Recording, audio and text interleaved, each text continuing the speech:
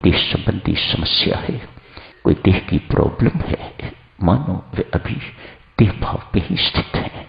शास्त्र कहता है भक्तजन, हम सब नाम के उपासक हैं, अतएव हमारे लिए अत्यंत मार्मिक बात, जब तक देह बुद्धि दूर नहीं होगी, जब तक देह भाव दूर नहीं होगा, जब तक आप भगवत बुद्धि में स्थित नहीं होंगे, आत्म बुद्धि में स्थित नहीं होंगे, आप लाखों जाप कर लीजिएगा, करोड़ों जाप कर लीजिएगा, आपको शांति की प्राप्ति नहीं होगी।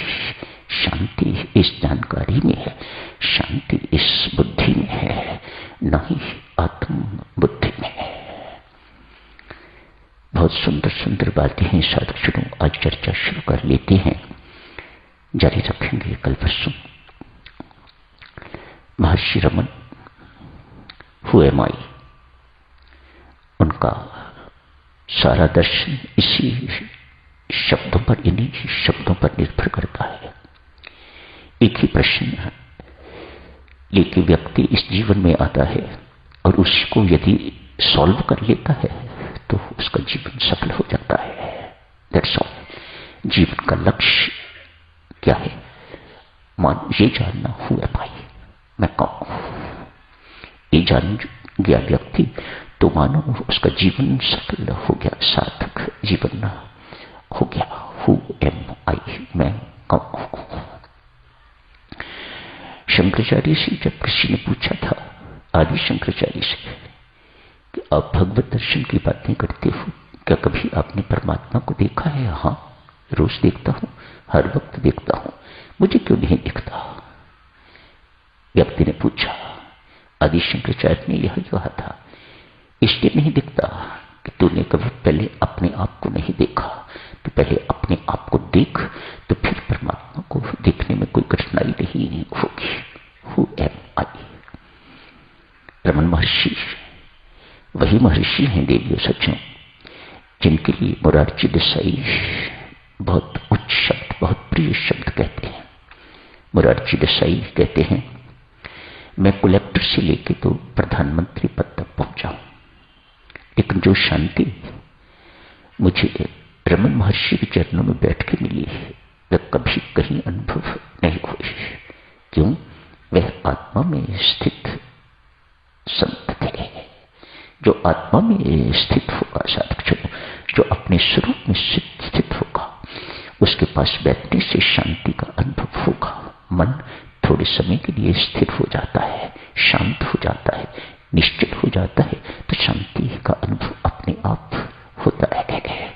वह उसके अंदर, उस संत के अंदर इतना समर्थ हो जाता है कि वह सबके मनों को थोड़े समय के लिए स्थिर करके रख देता है, वह संसार में नहीं जाने देता, तो फिर शांति का अनुभव होता है।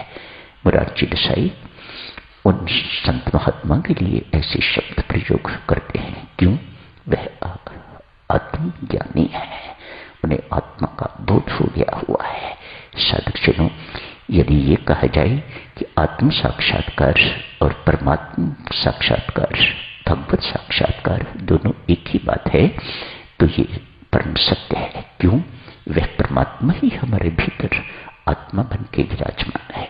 तो एक ही बात है, चाहे आत्म साक्षात्कार कर लीजिएगा, चाहे भगवत साक्षात्कार कह लीजिएगा, दोनों में किसी प्रकार का कोई अंतर नहीं है।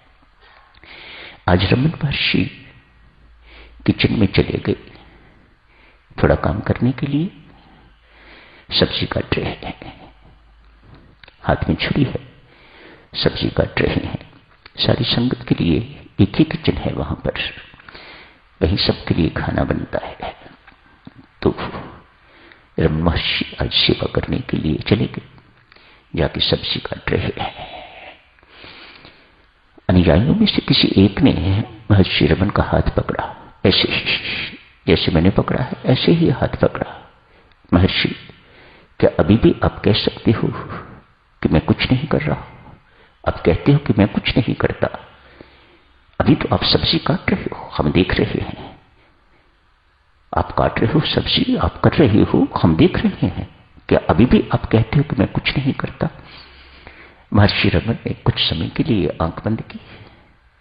आंख बंद करने के बाद खोली और कहा, भाई मैंने अपने आप को बहुत समझाया, लेकिन क्या करूं, मेरा मन इतना उच्च हो चुका हुआ है, इतना सूक्ष्म हो चुका हुआ है कि ये स्वीकार करने को तैयार नहीं कि मैं कुछ कर रहा हूं।